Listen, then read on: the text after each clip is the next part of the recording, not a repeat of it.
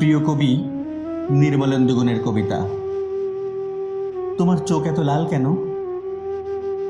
আমি বলছি না ভালোবাসতেই হবে। আমি চাই কেউ একজন আমার জন্য অপেক্ষা করুক, শুধু ঘরের ভেতর থেকে দরজা খুলে দেওয়ার জন্য। বাইরে থেকে দরজা খুলতে খুলতে আমি এখন ক্লান্ত।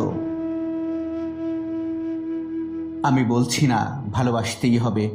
আমি চাই কেউ আমাকে খেতে দিক। আমি হাত পাখা নিয়ে কাউকে আমার পাশে বসে থাকতে বলছি না। আমি জানি এই ইলেকট্রিকের যুগ নারীকে মুক্তি দিয়েছে স্বামী সেবার দায় থেকে। আমি চাই কেউ একজন জিজ্ঞেস করুক আমার জল লাগবে কিনা, নুন লাগবে কিনা, পাট শাক ভাজার সঙ্গে আরও একটা তেলে ভাজা শুকনো মরিচ লাগবে কিনা।